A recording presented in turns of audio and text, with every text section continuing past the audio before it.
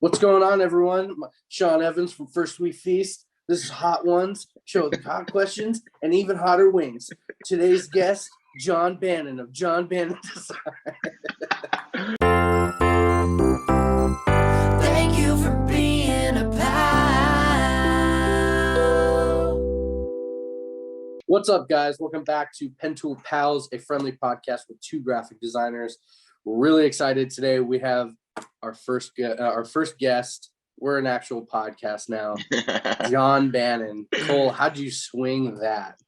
Yeah, super stoked. I think that this just goes along with what we've been trying to do and get a more collaborative community of graphic designers on here to share their story and talk a bit more about what we're all about. So super stoked that John said yes to this. We're going to introduce him in a few moments here, but John's a super amazing graphic designer, and his work is just insane. We've been chatting through Instagram for a while now. I've followed his work for a while now, not only been a fan, but we've had open communication. So this seemed like the perfect time to ask him if he wanted to join us. Beautiful. Yeah, I'm new to seeing his work. I'm new to following him on Instagram, but I've been seeing his work pop up just lately. Because, in the art world, whoever catches a bite gets shown off So a true. lot. Yeah, And, so true. Either logo inspirations, and that's ultimately how I found you. You got that bite, and then all these different pages were sharing your work, and that's how you got a bunch of followers. But ultimately, that's how you and I became friends. We followed each other, and we just started shooting shit over an old client. But I've been seeing a lot of his work lately, especially like this globe, the line work on this globe with like other layers like factored into it. And dude, I'm stoked to have John on because I want to pick his brain. But I think it's really cool to have guests now, to be able to have guests now, because the people know who we are, the people know what we're about and our experience. But now to have guests, that's going to be a game changer for this podcast. So I'm super stoked to have John on as the first one, because he's going to knock it out of the park. Absolutely. And well, without further ado, let's get John into the chat. Yeah.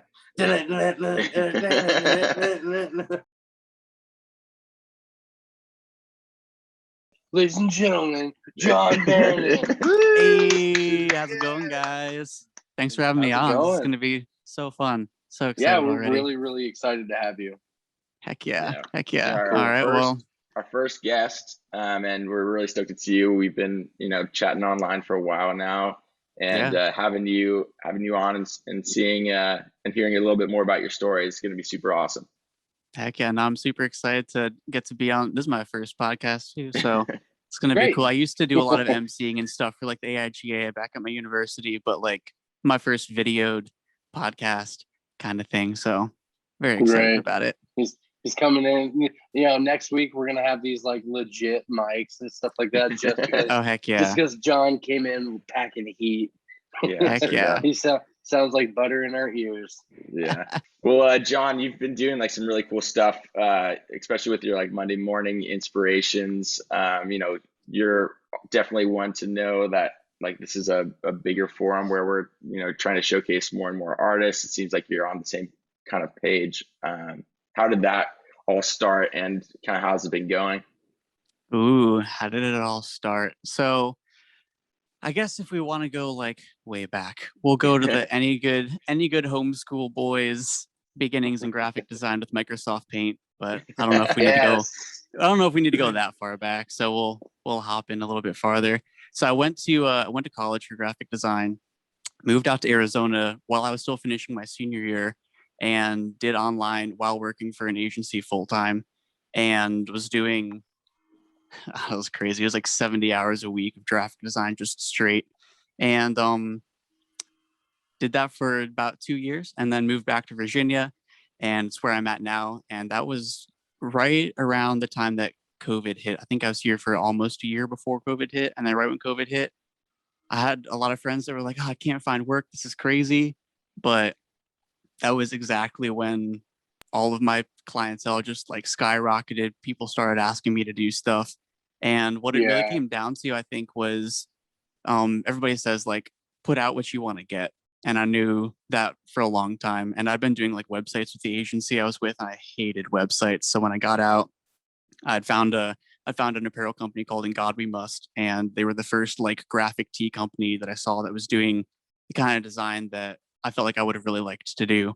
So when I got to the point where I was doing my own thing, I started making designs, making badges, getting into more illustration stuff, and was only posting that. I think I had one or two websites I did freelance that more or less paid for me to make that transition and allowed for me to make all the badges, make all the illustrations, and really start pushing that side of my work. And once I did that, people just started coming to me for that. And if you want to do something specifically in graphic design, just start doing it and putting it out. Yep. And once people realize that that's what you do, they'll come to you for that. So at this point, I don't even give clients more than one round of revisions. I'm like, you want to come to me for my designs? I'm gonna give you my designs. You're coming to me for my style. I'm gonna give you my style. Don't tell me to do anything differently. That's your style, insane. dude. Yep, I so definitely, that's how I do I've it. definitely rolled out the red carpet for revisions over the last few years. Like I don't do as many, and I'm definitely a lot more. I'm a lot more strict, being like, hey, dude, you have one revision or two, depending on the price bracket. But Mhm. yeah, dude, if you're a king, man. No revisions, that's amazing. Not quite. No, it's like one. I'll give them. Okay. What I do is I don't do one-off designs anymore. So if somebody's like, I have a T-shirt idea, I'm like, Mhm. great. Do you want a collection? And at this point, I'm only doing flash sheets. I'm only doing custom collections. So when I Okay. design stuff, I'm giving clients maybe 7 or 8 designs. So they're getting more designs than not. But at the same time, with the more designs, they get less revisions. So basically, Yeah. they get more, but can't critique it as much. And it might be a bit of a higher price than just one design, but in the end, they're getting 8 designs.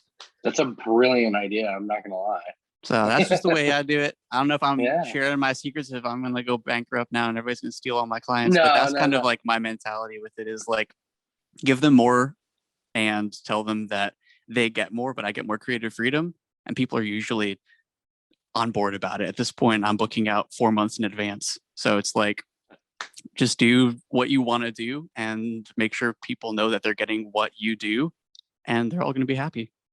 That is That's amazing. fantastic. Yeah. Yeah, dude. And I guarantee you, like, people are going to hear you saying that and take away, because we've got just a bunch of creative people following us. So whatever you say on here, like that, someone's gonna take that and they're gonna shoot for the moon. So Do it. thank Heck you, yeah. thank you for no, like really, thank you for sharing that, because like we want to be more real on this podcast.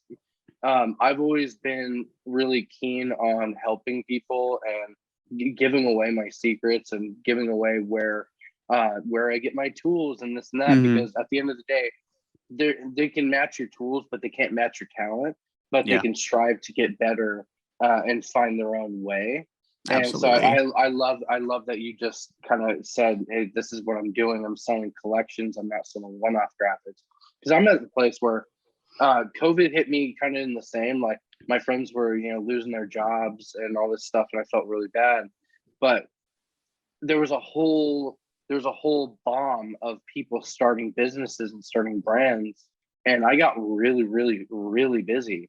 And a Mhm. lot of people were like, oh, how are you thriving in this? And it's just like, people are trying to figure out their way, and they need Yeah. branding and they need business. And, Yep. it's like my whole structure of how I work has changed over the last year and a half because of how I communicate with people and how my price brackets are changing and how my delivery system works. And I've Mhm. been thriving through this because I'm learning and I'm adapting. And I feel like creatives in general, they've learned to do that. Yeah, absolutely. It's Now, crazy to hear your story, John. And I think that you're also showcasing the difference of being like an artist versus being like a corporate graphic designer, right? Like people are Mhm. coming to you for your specialty, for what you want to create, and they're like, I want a John Bannan design, right? It's Mhm. not, I don't want just a graphic design. I want John Bannan design, right? Yeah. And Yeah. that's something that's so, I think, even different for myself. Like, yeah, I have some style, but like in my works, but when I have like jobs, I try to mold myself to what they want in a lot of ways. And I think that hearing your way, right, of like them coming to you for you is so powerful. It's really amazing. Yeah, I mean, it takes time to build up to that. Like, definitely 2 years ago when I was just starting, I didn't quite know exactly what I was doing. But now that I feel like honed in more on it, I can say that at least I would kind of describe my stuff as more like modern traditional. If you can say Yeah. that, it's kind of a juxtaposition. But I love tattoo styles, which is super ironic because I have like zero tattoos on my body. So it's Really? like I love tattoo styles, and at some point Mhm. I'd love to get tattoos, but as of now, like I don't know. I'll get there eventually. But Yeah. at least sorry, You know, what? what's really funny about that is like my upbringing was traditional tattoo work, and like I have it all over my Nice. body. That's And awesome. when I transitioned to being a graphic designer, your style is the style that I've loved and it's my favorite.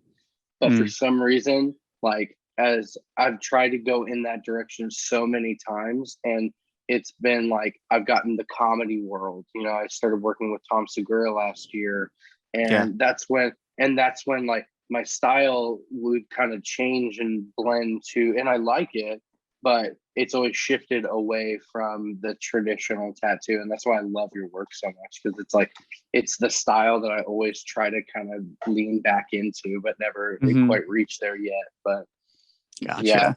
you're because we were talking about it before in our intro.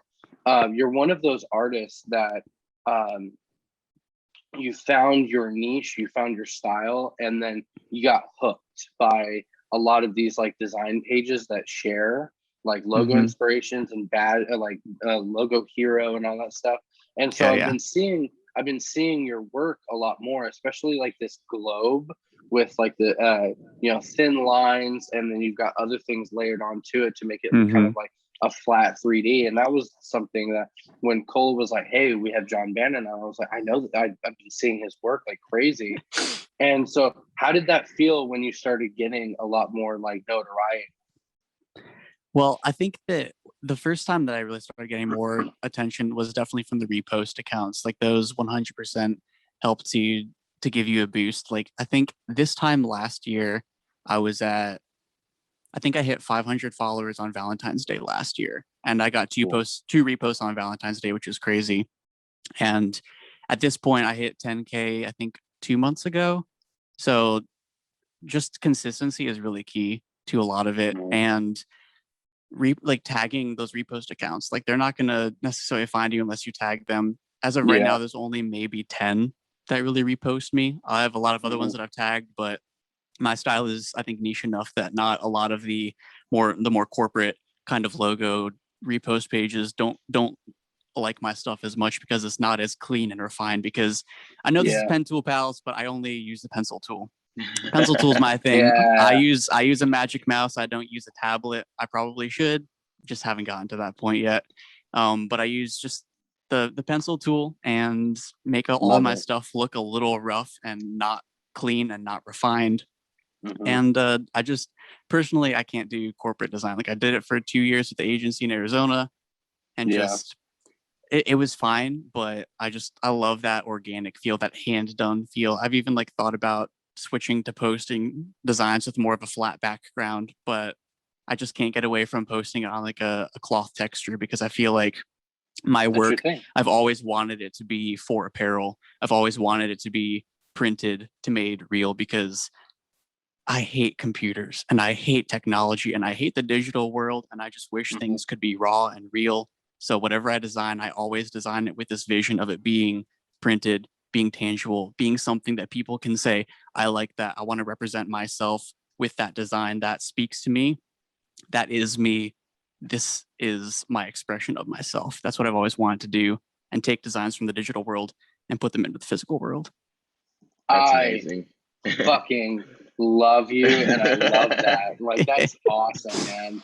Like I I love that. You really like the grain background and stuff like that is something that makes it you.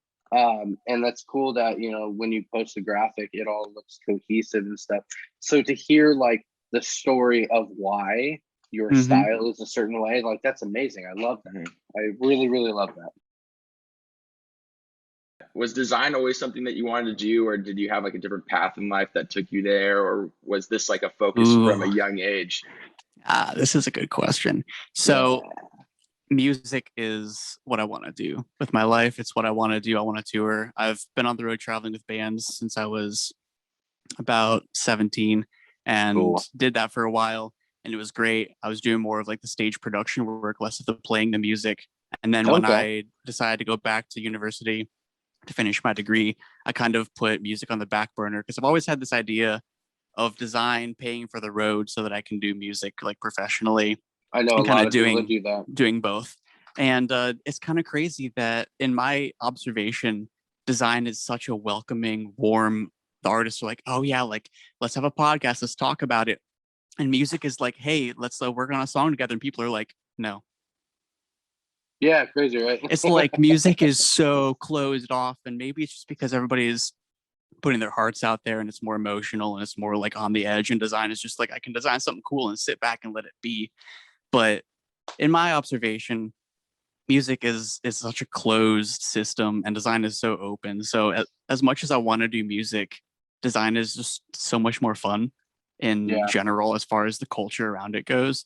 And at some point, I'll still get back to design. Like I said, I'm working on becoming a producer, working on recording, understanding how it works, which is why I have this mic. So when I decided to actually make it work for podcasting and for my Monday motivations, I already had half the gear I needed. I just had to figure out how to plug it into my phone. And once I figured that out, then it's home free. But to Perfect. answer your question, music is what I want to do. Whether or not I'll actually make it happen, we'll see. Design takes up so much of my time now, but I'm starting to make that shift where design is covering everything I need to, making me not just survive, but I'm actually kind of starting to thrive on it.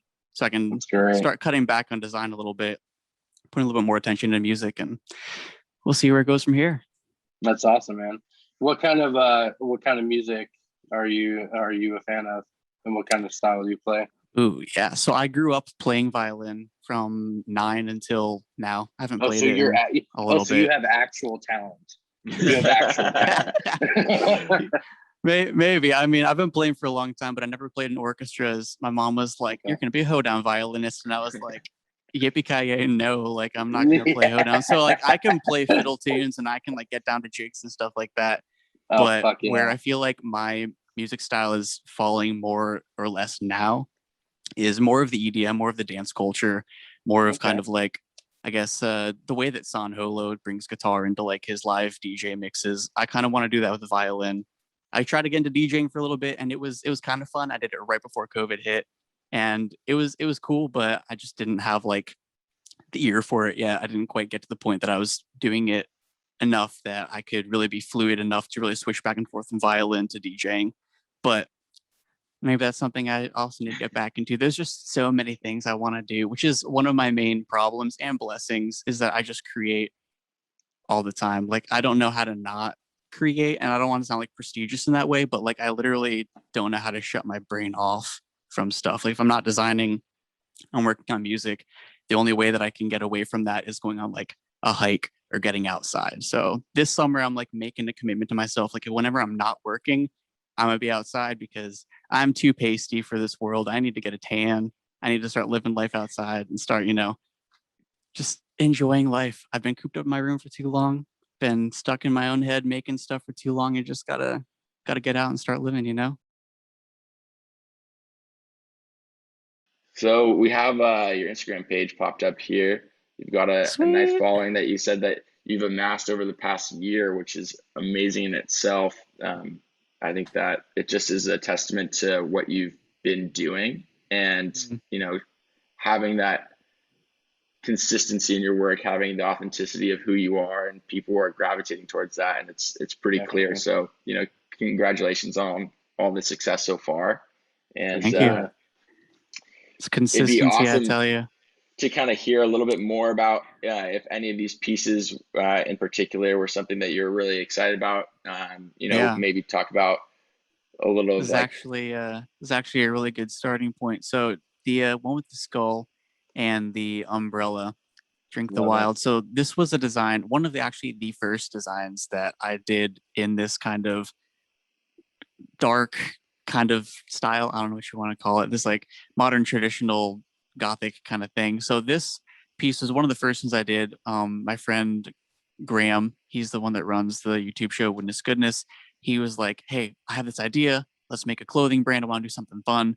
So I designed a couple of designs and we printed off a couple of them. The whole thing never quite got off the ground, but it was really fun kind of first opportunity to design apparel, to design stuff that I liked and I wanted to design. So this piece was one that I designed maybe about a year and a half ago, 2 years ago, I guess. And it was just kind of a fun dive into the world, kind of focusing in on just doing black backgrounds, white designs with one color. I think there's a little bit of green in there. If I were to do it now, I'd make the stems on those flowers on the umbrella black as well, but was still kind of getting my feet wet. So that's kind of For a sure. ironic piece to have just posted recently, because that's one of the first ones that I ever actually did. But you can definitely see from my other stuff how styles adapted, how my Mhm. work has kind of grown, and the way that I lay things out and the way that I do things. I really For started sure. digging into more badge work, into more standalone pieces. And I've always loved typography, so weaving stuff in together is a big part of what I like to do. And Cam, I think you mentioned earlier talking about like globes, yeah, with stuff overlaid on them.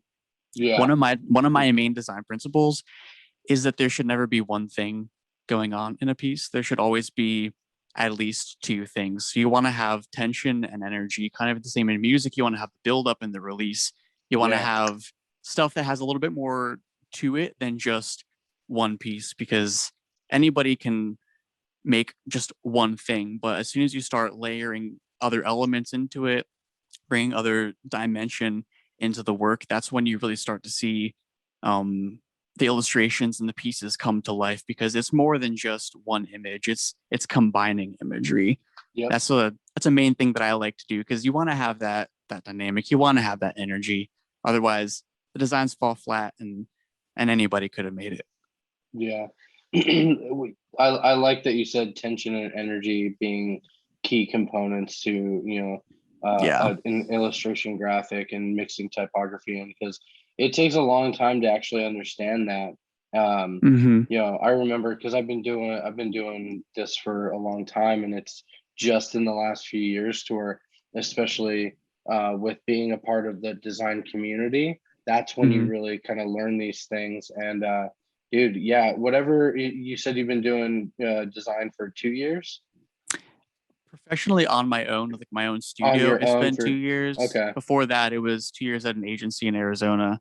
And nice. then before that, it's college work and stuff. I'm not sure if that quite counts as being professional at that point, but Yeah, you're learning, but my whatever it is, you've got it down, man. Like, your work is just awesome, man. It's fun to look at.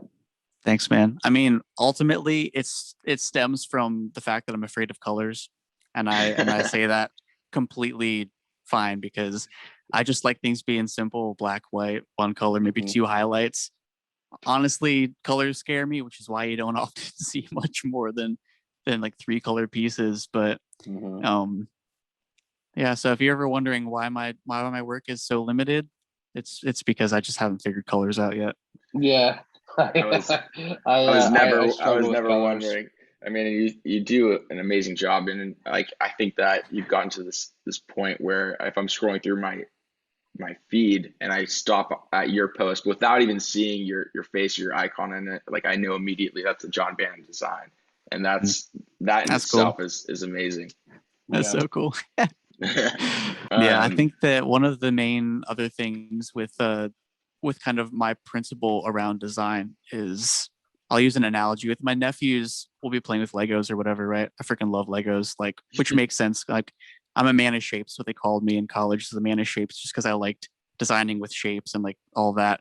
But with Legos, my nephews always ask me like, "Oh, how do you build such cool stuff?" And I told them, well, I limit my colors. I limit what I'm doing. Like, I don't build with every color. I only build with the red bricks. And then that makes me have to figure Mm, out how to create more intentionally with just the red bricks. So in my design life, with only designing in black, white, maybe one other color, I'm intentionally limiting myself, so that I have to think outside the box of how how I could express it in a way that is dynamic, that is interesting with only the limited colors that I have. And that makes you start thinking harder about what you're doing, get outside the box, get outside your head and try new things. For sure. That's Yeah. amazing. And that actually rolls into another question I had is kind of what is your process, and like do you start from pencil and paper? Are you straight to digital? And are there some tools you use? I know that you mentioned that you're a pencil tool guy, which us at Pentool PALS have nothing against whatsoever. You know, this We're No, like no, we're like no. practically cousins, you know. Yeah, let's call this episode Pencil Pals. Yeah, sounds good to me. I, like anybody, grew up drawing a lot, you know. Grew up drawing dragons, you know. I'm a Mhm. homeschooler, what can I say? Love dragons, Hell yeah. love drawing that kind of stuff. But at a certain point, everybody always said in college, like, oh, always start by pencil and then jump into the digital. I like rarely started by pencil, just always jumped straight to digital. And there was a time, maybe 4 months ago, 5 months ago, that I started really getting back into like the hand drawing the designs first. I would just doodle a ton of designs, do a couple of sheets of designs. And I think I have a couple of posts on my Instagram where I kind of show those off. But just kind of getting into more of that, the like handed done illustration. Yeah. And I liked doing it. It just takes a Those are lot of amazing, time. dude. That was Can we see amazing, that? Yeah, dude. can we see that one more time? Yeah, it's on my Instagram, I think. But at a certain point, it just takes That's too your much. sketchbook? It just takes too much time. Dang. I need to be dick quiet. away, Wait, sorry. man. I need to be quiet so that we can see his screen. Wait, you need to keep it up, and I need to stop talking. Yeah. Yeah, so I love doing hand done stuff for sure, but at a certain point, it's just faster to jump onto a computer for me and totally. knock it out. So I like it, and I love getting the tactile back into it, but as far as efficiency goes, it's not really worth it. I'm the just same jump way. I know that straight in. I know Cam and I differ because Cam likes a lot to pencil to paper first before going into his design work. So I'm a little bit like you, but I go kind of digital, straight to digital. I do think it's faster. I think that there's like a mix of both too, where you need to kind of still have the like ability to do the drawings to be able to go like to Totally. the screen as well. Totally. So like there is a mix of like being able to design straight to the computer or just doing it on pencil and paper first. But I know that a lot of designers differ in that way. Totally. I've started using Procreate, and even with Procreate, you have like a pencil feel. I started overcomplicating it still in Procreate because I would still build layer after layer after layer after layer, and then I found myself still going back to paper and being like, well, why can't I figure it out on this tablet? Why can't I figure it out on this iPad? And I would find myself doing sketch layer, then ink layer, and then another sketch layer, and then erasing some of that sketch layer and doing all this stuff, overcomplicating it, when really I had to take a step back and be like, this should be so much more simple. Like, I had, like, take it back to grassroots, draw on paper, feel the naturalness of, a lead pencil to paper, kind of like just blending out these like different shapes, because I like drawing skulls. Like a lot of my work doesn't show in the last year, a lot of my work doesn't show like the style that I like, but I like skulls and I like with the one color dynamic. I love traditional tattoo work and stuff. And so kind of taking it back, paper and pencil, man, makes me feel at home. Oh yeah. No, there's nothing like going back to some good pencil and paper. And I love doing it. I just wish that I had more time or maybe more discipline to like do it more frequently. But I enjoy it. It's just not my standard workflow. Well, I know we could literally talk to you all day. You're an amazing guy, and also hearing about your story is amazing. I think that we'll probably have time for like one more question, and then we'll take it away with the outro. But sounds great. Tell us a little bit more about like what you're doing today, like what's kind of on your plate this week, or this week.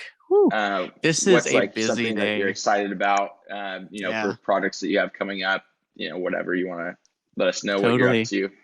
Totally. Today. All right. So I guess I'll start by saying when I was in Arizona, I did a lot more fitness stuff because obviously in the desert you get fat or you get fit or you get out. Like there's not much else to do in Arizona. Yeah. I And when also I got live in back the to desert and I Virginia, got fat. so I just joined a gym, which I haven't been at a gym in a while. Just joined a gym.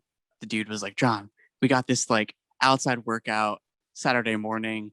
Be there. It's downtown. It's at the Sprint Pavilion. I think it's called the Sprint Pavilion. Downtown at this big outdoor venue. You got to come. So I went to it. Dude, it was hard. I'm like, I'm in shape, but I'm not in shape. Like they were like kicking my butt. So I guess that's one exciting thing. I'm deciding to like start taking care of myself and get back into shape. Today also I have a birthday party for my nephew James, and I got these rockets. They're like a rubber band with like a foam rocket on the back, and you can just shoot them at people. I got like 40 of these things, and I'm just gonna like dump them out and be like, let's go ham. So that's gonna be crazy. It's gonna be fun. As far as projects coming up that I'm working on, like I said, I'm booked out 3 months, 4 months in advance now until the second week of July. And the way I structure my projects, I do a flash sheet a week. So I book one client for each week, which just helps me to stay on top of my projects. Because last year I was just booking people left and right. People would be like, "Are you going to start my project soon?" And I'd be like, "I just literally don't know because I'm trying to finish 5 other projects." Yeah. So this year I was like, I feel your pain. I need structure. So I'm booking one client per week so that I know that like this week I have this client, next week I have this client, next week of that client. Can reach out to the client a week or two in advance, be like, "Hey, we still starting. You have the 3rd week of June, you have the 4th week of July," and they know like when the start date is, and they know that at the end of that week they'll get their deliverables. So lots of different stuff coming up. I have a surf company in Oregon I'm working with right now. I have a couple of other projects for I think Tatami coming up, to Tatami Fightwear. I have such a random spread of people that come and ask me for design work, which is the coolest thing that we can work with anybody literally anywhere in the world. I think that I have almost every continent covered except for like Antarctica. That's beautiful, dude. It's just crazy, man. Like the world we live in. That's one cool thing about technology. And this will be my last story. I never understood social media. Literally a friend of mine made me a Facebook, said, "Here's your password, use it." I did not want to be on Facebook, hated it, still kind of don't like it. And I didn't understand the social media aspect. I'm like, what's the point of it? Until when I started my design work, I met this dude in Bournemouth, England, and was talking to him, another designer. It was super cool. And then a couple of weeks later, I started talking to another designer. I was like, "Yeah, where are you from?" He's like, "Oh, I'm from Bournemouth, England." I was like, "Oh, do you know this guy?" And he was like, "No, I don't know that guy." I was like, "Oh, you guys should meet up. You're both graphic designers. You guys would probably hit it off." And now they're like best friends. And it took a random kid over across the ocean, across the pond, in a little tiny city, in a little tiny state, in this big country, to connect these 2 other random people on the other side of the pond that are like now good friends. And at that point, I was like, wow, that's the social part of social media that I never understood, and how cool it is that we can connect people in that way, and actually using it to connect people, and actually using it for kind of what I feel like it was intended for, which it may or may not be doing now. But I think it's a pretty cool thing. It is. What's funny is the reason this thing is called Pentool, PALS, because me and Cole, we live in 2 separate cities. We met through social media. We've actually never met each other in real life. So, and I feel like he's one of my closest friends now. But we haven't been in the same room together. So it's crazy what social media can do. Exactly. It is. And that's Cam said it perfectly. You know, Pentool PALS was a play on pen pals, right? But make it graphic design. So cool. This is really a continuation of that. Meeting you over social media, having you on. We couldn't be happier that you're able to come on and chat with us, tell us about your story, and I'm sure we'll keep in touch with you. From here on out. I have one question. I have one question that's been burning a hole in my brain. What whiskey are you sipping on right now? All right. So I am not gonna lie, I'm not a super big fan. This is Tin Cup. I think it's a little too light for my taste. I'm more of a Woodford Reserve kind of guy. But I don't know. I want to try something new. I'd heard about Tin Cup for a long time. They have really tight branding because they got a little like tin cup on top of the bottle. I don't know. I think that's pretty sweet. But I think it's a little bit too light for me. I like something with a little more savor, a little bit more depth to it. Robusty. Yeah. Mm-hmm. All right, Mhm. all I right. feel So like with John's a whiskey of veteran. choice. John's like a veteran to like podcasting. He doesn't even know it. I feel like we need to start I taking know, right? multiple notes. Like Cam, we need to start drinking before episodes 1, Down. during episodes 2, and You Mhm. don't have to convince me at all. Let's I have go. a lot of alcohol in the fridge. Like, let's redo this podcast and get fucked up. Well, Awesome. we don't want to keep you Heck for too yeah. much longer. I know you got All good. places to be, things to do, but thank you so much for coming on the episode with us. We Yeah. tremendously enjoyed having you, and Heck thank you for yeah. being a pal. Yeah, Thank you thanks so for much being a for having pal. me on. It's been Right. kind of fun meeting you guys, making the whole social media Kind of fun. thing a little bit more social. So appreciate that. Hell yeah, John. Thank you for so much for being a pal and being on the show, man. Heck yeah, Cam. Thanks so much for having me, guys. All right, guys, that just about does it for this episode of Pentool PALS, episode 7. Again, huge thank you to John Bannan for being on, being our first guest. We had a lot of fun with this episode. It's probably a little longer, and I like that. You know, it's a lot more free form, no cutting, more real conversation. And yeah, I just really enjoyed it. So, like every week, you know, we're gonna put something in our Instagram stories. Ask us a question. What do you want to hear next? And who do you want to see on the podcast next? Yeah, absolutely. If you are out there and you want to come join and have your story be heard, shoot us a comment, shoot us a DM, get involved with us. And that way we can make this and continue to have this be a collaborative community of graphic designers, just like we're hoping. So thank you. Do a like, do a follow, share us to your graphic design friends and pals. And we'll see you next week. Yeah. Thank you for being a pal.